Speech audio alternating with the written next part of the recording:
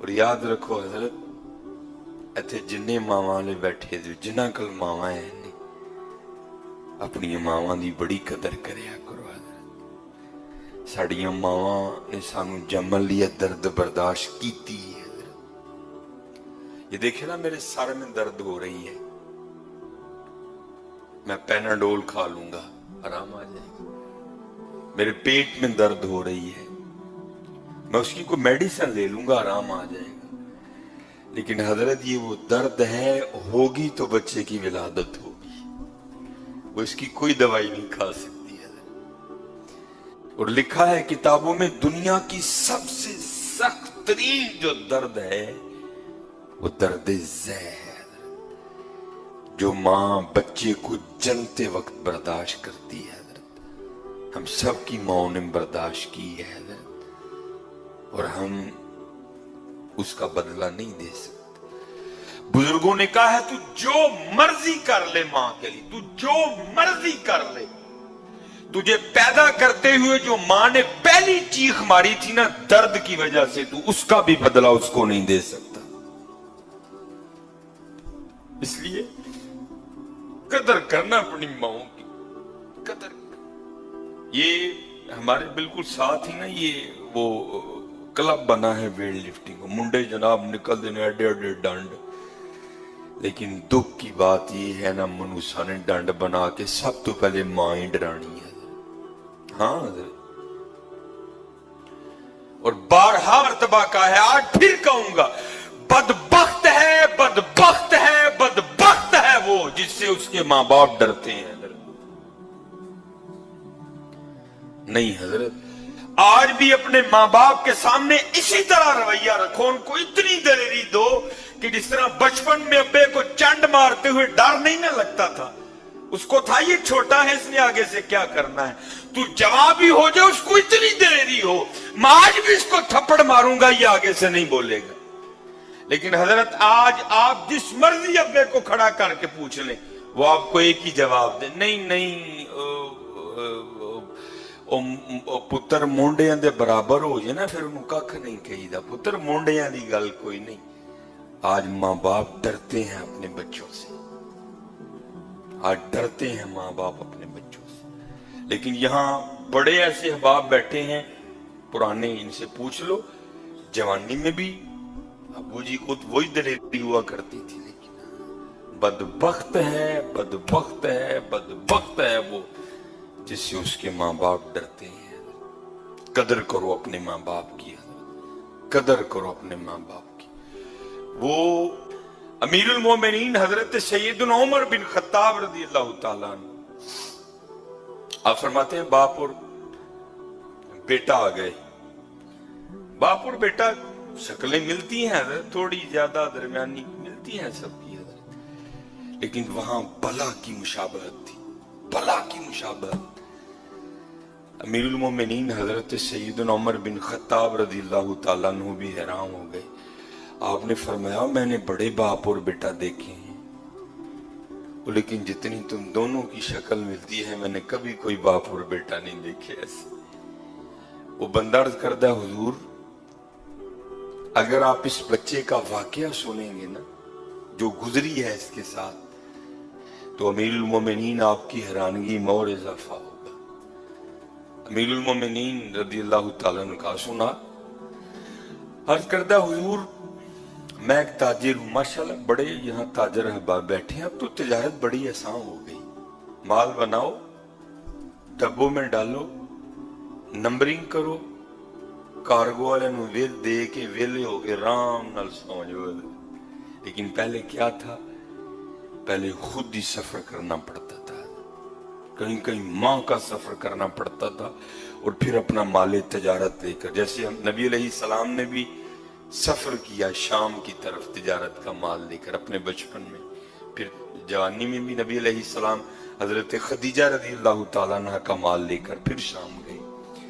تو اب بڑا آسان ہو گیا نا. عرض کردہ حضرت یہ جب بچہ جب دنیا میں آنے والا تھا نا، دنیا میں نہیں آیا تھا، بھی ماں کے پیٹ میں تھا، تو تجارت کا مال تھا، سیزن تھا، مجبوراً مجھے نکلنا پڑ گیا. मेरी पहली औलाद थी, घर में कोई बड़ा नहीं था, मैं मेरी बीवी। जब मैं घर से निकला ना तो मेरी बीवी मुझे दरवाजे तक छोड़ने आई। औरत जात थी, तन्हा थी, हामिला थी, घबराई हुई थी। अर्ज करती है आप तो जा रहे हैं तिजारत के लिए, हामिला हूं, घर में अकेली हूं, तो क्या बनेगा आपकी इस औलाद को जो मेरे पेट में है। तो अर्ज करता अमीरुल मोमिनीन, मैंने दरवाजे पे खड़े होकर ना अपनी बीवी को ये जुमले बोले। मैंने कहा तू ना घबरा, मैं दुनिया में आने वाली अपनी इस औलाद को हवाले करके जा रहा हूं अल्लाह के। किसके हवाले?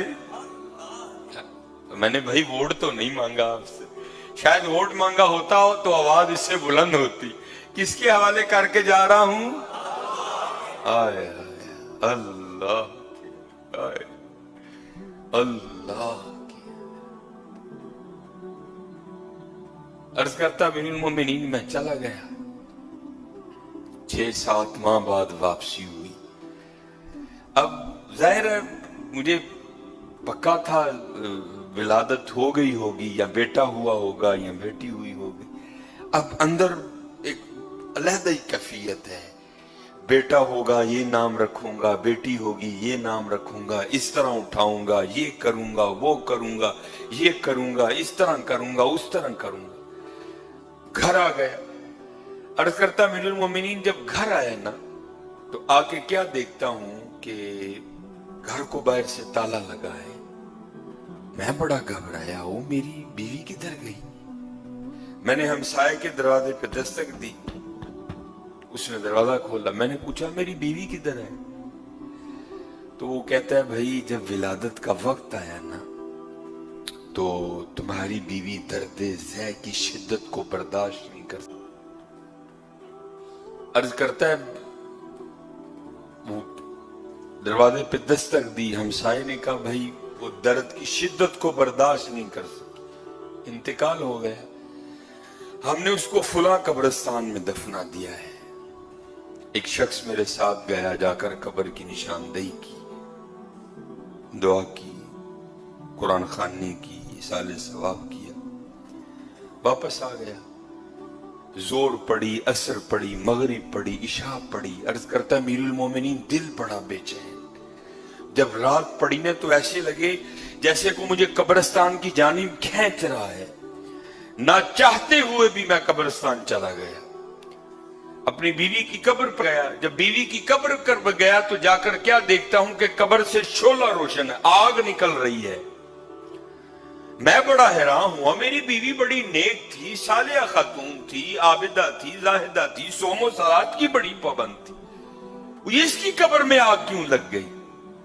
ना चाहते हुए भी मैंने ये इरादा कर लिया कि मैं कब्र खोद के देखूंगा कि कब्र में है क्या।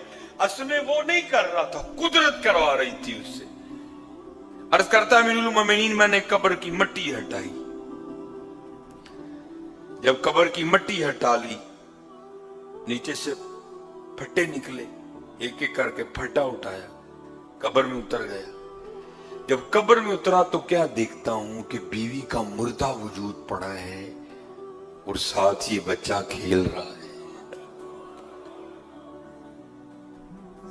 मैं बड़ा हैरान हुआ, वो भाई ये क्या राज है, ये मुर्दा पड़ी है, साथ बच्चा खेल रहा है, ये कौन बच्चा है, ये किसका बच्चा है, और ये कब्र में तन्हा किस तरह जिंदा है, ये क्या रंग है।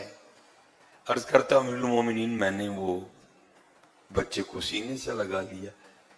जब सीने से लगाया तो गैब से आवाज क्या आती है, ओ बंदिया, तो जाते हुए तू कह कर गया था कि दुनिया में आने वाली अपनी इस औलाद को मैं अल्लाह के हवाले करके जा रहा हूं। और हमारे हवाले करके जा रहा है, जिंदा दे रहे हैं। बीवी हमारे हवाले करके जाता, वो भी तुझे जिंदा ही देनी थी।